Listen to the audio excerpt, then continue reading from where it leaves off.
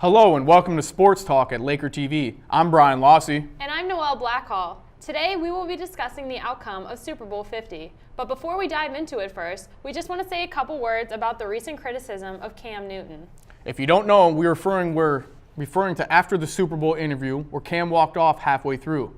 In today's society, everyone expects that everyone should act in the same manner, to be robotic in a way, when it comes to certain jobs, careers, professions. In Cam's case, we're talking about being a QB in the NFL. Cam was being interviewed after his Super Bowl loss, and halfway through he decided to get up and leave. This is after most of the questions he answered were in one word. Today, 4 days later, critics are still destroying him, saying that was unprofessional, that he needs to be mature, he needs to act like a leader. People need to stop telling Cam what he needs to do and let Cam be who he wants to be. We may not all approve of the way he acts, but come on, he just lost the biggest game of his career. The game that I am sure he's been looking forward to since he was a young child. Everyone can't handle the pressure as Russell Wilson did. Wilson last year threw a game-losing interception in Super Bowl 49 and came right out afterwards to answer the media's questions without issue. Couldn't I argue that someone shouldn't be so cheerful after a devastating loss? That to show true passion that one should be upset over the loss? Cam just handles himself in a different way. He wears his emotions on his sleeves. There's nothing wrong with someone being themselves instead of trying to be what everyone else is. All right, so I guess we'll go ahead and dive right into Super Bowl 50. We'll let you go ahead and take the floor. All right, well, assuming that he retires, Peyton Manning will go down in history as one of the greatest quarterbacks. With his 200th win, he surpasses Brett Favre for the most winning quarterback in history against Cam and company in Super Bowl 50. Yeah, I mean, that's very impressive to be able to pass Brett Favre with his 200th win. I mean, that's the most winningest quarterback of all time. I mean, it didn't start off too hot for the Panthers. The Broncos went right down. They scored a field goal right away. The Panthers got the ball, and on their first possession, Cam hits Jericho Cotchery over the middle, and it looked like it was a catch. I mean, a lot of experts thought it was a catch. I thought it was personally a catch. They reviewed it and said it wasn't a catch, and then they went on to the next play. Von Miller ends up coming off the right end, and he ends up hitting Cam. Fumble, strip sacks, and Malik Jackson picks it up, and right there, they're up 10. And after that, Cam did not look like himself. Yeah, I agree with you 100%. I think that definitely, as predicted, the Broncos defense took the field by storm. The offense, however, wasn't great. I don't think that either quarterback played as good as they should have. You know, Cam, he had 12 tackles, and 7 of them ended up being fumbles and interceptions going on. And then the defense themselves completely took them by storm. They terrorized Tom Brady in the AFC Championship. DeMarcus Ware, Von Miller, the MVP of the game, and Wade Phillips made life miserable for Cam Newton. So I definitely think that that's something that's really important to talk about. Well, yeah, I mean, as you said, the number one, I mean, I was picking the Panthers because of their number one offense, but then again, the number one defense provided way too much pressure on Cam's. I literally thought that the number one offense was going to give the number one defense fits, and that just wasn't the case. I mean, Cam was hit, as you said, he was hit, 12 times, and 7 of them were sacks, and 2 of them were forced fumbles, both by Von Miller, as you said, who was the MVP.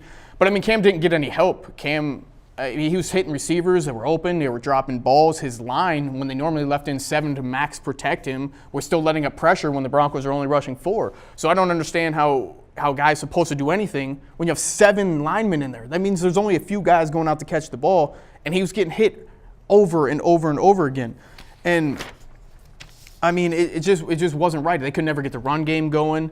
But, I mean, if you look at the stats, the Panthers had 32 minutes of possession to the Broncos 27. Right. The Panthers had 315 total yards to the Broncos 194, and the Panthers had 21 first downs to the Broncos 11. That's almost double. I mean, if you just look at the box score, it looks as the Panthers won, but they didn't. I mean, it was just crucial turnovers at crucial times in the game, and there was nothing. They couldn't get the momentum going to get the game, back on track. It just couldn't happen. I don't understand what happened to the Panthers. It's just Cam seemed to cave under the pressure. I agree with you 100%. I think that Cam is definitely a quarterback that plays great in the first half of the game, but when it comes down to it, they only scored their 10 points in the second quarter of the game. Well, they scored 7 of them in the second quarter and 3 in the fourth quarter. But as you said, I mean, they never got rolling. They never got that lead that I thought they were going to get. I thought for sure the Panthers would put the pressure on Manning by going up, at least by a touchdown,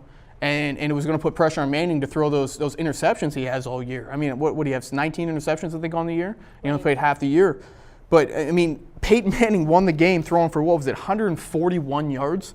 The lowest output in the history of the Super Bowl. Lowest output ever. So it wasn't that the Panthers' defense didn't back up Cam Newton. It was just the Broncos' defense suffocated Cam, and then he would make a mistake when they finally would start getting rolling. Yeah, I think Cam has a lot of years ahead of him too, though, where he can get this pressure from really high defenses like the Broncos, that he can understand how that they're going to play and where he's going to end up on the field, that he can develop other strategies to get through this pressure, get rid of all of those sacks that he's had, the forced fumbles, like everything else, and hopefully not be as bad as a sore loser in the next time that he comes through. I've got to bring up the sore loser. Yes, I mean, I hear what you're saying. He does have many years to go. I mean, what is the guy, 25, 26? 25, I don't know that for sure. Apologize for not having that stat, but I mean, he's gotten at least 5 more years of good play in him. I mean, he did this without his number 1 wide receiver in Kelvin Benjamin when he went down in the beginning of the year. Nobody expected Cam, and then we're going to get there. 26 years old. I just got it. Good job back there, guys. He didn't have anybody other than himself really to carry that team. And I mean, it did show a maturity level that he's never had before, to be able to take receivers that really nobody heard of. Ted Ginn Jr., who's been on multiple different teams throughout his career, and nobody ever kept him, to kind of break out as their number 1 guy was just amazing for him to carry him. So yeah, maybe he has a little bit of maturity issues. Maybe people are dogging him on that, but I think he was a leader. I mean, to take a team last year at one point was 3-8-1, to take them to the playoffs and then go 15-1 this year, make the Super Bowl and lose, yeah, and that hurts. I mean, it's going to hurt, and not to have those key offensive players, I think would have helped. I mean, if they would have had Benjamin, I think it could have been a totally different ball game. I mean, because then you got this 6'4" freak of nature athlete, for Cam to throw to, when now he has, Ted Ginn is 6 foot, and he's not as fast as he used to be because he's been in the league for a long time. But our next topic we're going to go ahead and jump into is actually Cam Newton's fumble in the 4th quarter. I know I've been defending Cam for the most part, as you've seen in my beginning rant, but this I can't defend. In the 4th quarter, Von Miller again came over, hit him, he fumbled, and if you look at, they have that perfect picture, a perfect picture of him looking down at the ball, and there's just a pocket where he could have dove directly on it, and he did not. Yeah, well, I think the first and foremost, the biggest thing to talk about is Cam Newton is 6'6", 250 pounds. That is a big man. That's a defensive lineman. That being said, if I had Von Miller coming at me, I'm pretty sure that it would be something that I would want to get away from. But it's the Super Bowl. This is the biggest game of your career thus far, and you're just letting the ball sit there in the pocket. Of course, somebody else is going to come over and get it, but that is something where I don't agree that it could have cost the Panthers the game, but it's definitely a factor that put them into that situation. Well, I mean, personally, I think we were looking up earlier the stats. There's 4 minutes and 50 seconds left, or 4 minutes and 16 seconds left in the game. And they were only down by 6. Yeah. It's something that they could have recovered from. Absolutely. They were down by 6, and they have the ball with 4 minutes, 16 seconds left. Von Miller strips him, and he's just looking at the ball. And he steps into it, and D. Ware's coming. He's jumping off his guy to jump onto the ball, and Cam backs off. As you say, Cam is huge. I think he may actually outweigh DeMarcus Ware. And he's a quarterback. Why not put your body in there? And he's worried about the way his leg was. Well, listen, you're in the biggest game of your career. You have to try to recover that, at least make an attempt. Yes, you get injured. You have 6, 7, 8 months until the next season to recover. And most injuries you can recover within that amount of time. So there is absolutely zero excuse to not at least make an effort for it. When it looks like if he'd have dove directly down, just flopped, he'd have got that ball back. And they were in their own territory, which gave the Broncos great territory, which ended up C.J. Anderson punching it in, and they go up 24-10, which was pretty much unrecoverable at that point because there's only 3.5 minutes left. So for him to not do that, I think is unexcusable. No matter what anybody says. Somebody actually, I was listening to a talk show try to defend because he was so big, he couldn't dive and get that. Listen, he could have dove and got that ball. Yeah. And in a press release that came out 2 days after the Super Bowl, Cam admitted that he was wrong for not standing up and going over for the ball, but he also said that it was in fear of being injured. I can understand both sides of the argument, but I do agree that this was a huge game, and you have so many months to recover from an injury should an injury have occurred. But other than that, it's unacceptable. Agreed. I mean, if it was the first week, and he came out and said, I wasn't trying to get injured because we have the rest of the season to go, I would have completely agreed with his statement. I still would have thought he would go for it, but I would at least agree with him more than this is the last game of the year. This is the game he's been playing for his entire life.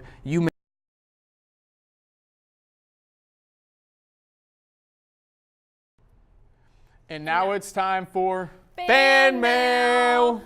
All right, our first question. All right. Oh, excellent catch. We're 1 for 1 Right, so 1 for far. 1. Let's see. All right, how do I open this thing? All right, now we're having issues. There we go. All right, first question. Can you compare Super Bowl with World Cup? I would have to say that for America, I would say that they're pretty good, but I mean, World Cup is all over the world. Not people all over the world are watching the Super Bowl in that kind of manner because they're so not all the time, if that makes sense. Yeah. What do you think? I think that the Super Bowl is not exactly what I would compare to the World Cup. I mean, for a lot of people, the World Cup is around the world, so that's definitely something that's more of like a European Super Bowl, I would say, as far as like soccer goes, but I think that they're just not as comparable. I think it's more of just like an American thing to be all about the Super Bowl. I agree. I mean, unless the USA is in the World Cup, then we kind of go a little nuts about it, but still not in the same manner as the Super Bowl. So in America, at least, Super Bowl is king. Yeah. It's king. Number 2. Whoa! Yeah, I still got it. That one was open. Favorite Super Bowl commercial and why? Okay, well, this one was controversial, but my favorite Super Bowl commercial was the Dorito one.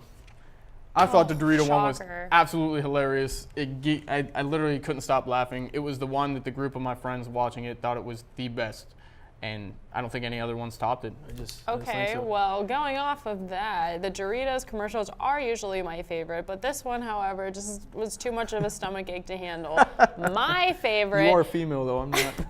Well, my favorite had to be the Wiener Dog commercial with the Heinz ketchups because, I'm a Pittsburgh person and we're all about Heinz ketchup there. We have the Heinz ketchup plant and I love dogs, so it was perfect. It was. That was pretty good. All right, number 3. Get the hang of this, right? I'll end up dropping one You're watch. 3 for 3. Yeah, We're 3. good. Well, the other one was cracking me in the face. That'd have been good. All right, what do you think about Cespedes' $25 million 3-year deal? Will he even play 3 more years? Yes, I believe that he will. I think Cespedes is a phenomenal player. I think they needed to sign him back. Without him, I think they would have lost a good player, good outfielder. Well, not necessarily a great outfielder. He's an all-right outfielder, but he's a great power hitter. And once they traded for him last year, they kind of turned their season around, and that's what I think really propelled them into the playoffs, was keeping or having Cespedes. And now that they've kept him, it's kept the fan base happy. It's kept him happy. So yeah, I think he'll absolutely play 3 more years. Right, I agree with you 100% on that one. All right. Here we are, the last one. We're good. We're going to the Super Bowl now. Yeah, hey, I completed more passes than Peyton Manning. Aha, joke. That's a joke. All right, how did your fantasy teams do? I actually did quite well. I was in 4 of them. I won 1 of them, placed second, another 4th and 6th. So, I mean, for the money I put in, I actually made money out of them. I'm not sure if I'm supposed to say that, but I did. I'm actually pretty good at fantasy. I normally come first, second, at least top 4 the majority of the time. But this was the first year I actually got to be in. Normally I'm only 2, so this year I was in 4, and it was pretty competitive. I'll tell you what, it's a little bit of a hassle. I'm not sure. Do you play fantasy? Well, I don't have a fantasy team, but Have you ever played fantasy? no, I've never tried. You should give it a shot. It actually helps you keep up with the stats on the guys Makes to keep more up with it. sense. Yeah, I mean they'll let you know stats, let you know what happened week to week. So, well, thank you so much for tuning in. That was our fan mail, I'm Noelle Blackhall. and I'm Brian Lossy. Have a good one.